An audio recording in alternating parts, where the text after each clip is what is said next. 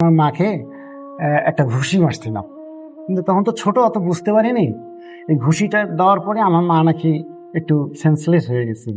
আপনার জীবনের সবচেয়ে বড় ভুল কি ছিল?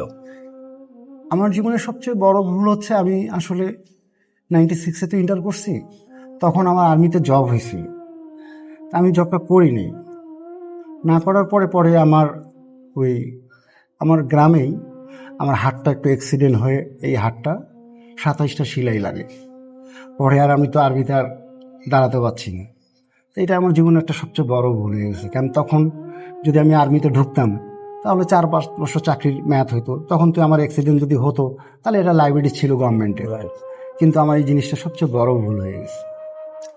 সবচেয়ে বড় শান্তির জায়গা কোথায়? সবচেয়ে শান্তির জায়গা হচ্ছে যখন আমার বাবা মার কাছে যাই গ্রামে, তখন খুব শান্তি লাগে। আপনার বাবা মা বেঁচে আছেন? না, তারা মারা গেছে, কিন্তু তাদের কবরের কাছে গেলেও আমি অনেক শান্তি পাই। সবচেয়ে গ্রামে বেশি যখন ভালোবাসেন কাকে? সবচেয়ে বেশি ভালোবাসি আমার ছোট মেয়েকে, ওর নাম হচ্ছে ইয়ামনি। ওকে প্রচুর ভালোবাসি। ধরেন একটা অসম্ভব বিষয়, তারপরে যদি আপনাকে প্রশ্ন করা হয় যে আপনাকে কোনো মৃত ব্যক্তির সঙ্গে কথা বলতে দেয়া হচ্ছে, একটা সুযোগ আসছে, আপনি কার সাথে কথা বলবেন এবং তাকে আপনি কি বলবেন এক্স্যাক্টলি? আসলে এটা তো অসম্ভব ব্যাপার।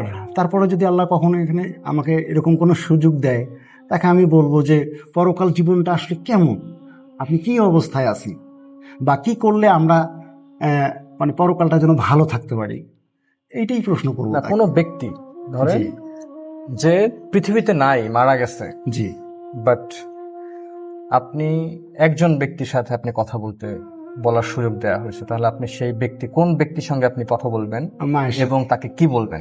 আমি মায়ের সাথে কথা বলবো। আমি মাকে বলবো, মা তুমি কেমন আছো, ওই জীবনে কি ভালো আছো, বা কি পরিস্থিতির মধ্যে আছো, বা কি করলে তুমি ভালো থাকবা, ওই রকম একটা উপদেশ দাও মা। আমার মায়ের সাথে আগে কথা বলবো।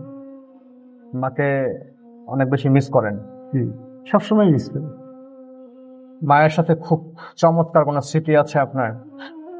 হ্যাঁ, আমি ছোটবেলায় আমার মা আমাকে বলতো, আমাকে একটা সিঙ্গারা দিছিল, ওই সিঙ্গারাটা রাগ করে আমি খাইনি, টেবিলের উপর রাখছিলাম। তো সিঙ্গারাটা কাক এসে নিয়ে গেছে, তখন আমি নাকি আমার মাকে একটা ঘুষি মারছিলাম, কিন্তু তখন তো ছোট, অত বুঝতে পারিনি। এই ঘুষিটা দেওয়ার পরে আমার মা নাকি একটু সেন্সলেস হয়ে গেছিল। ছোট মানুষ তো, এটা মায়ের কাছে শোনা, কিন্তু জিনিসটা তো আমি ঠিক ভালো করিনি।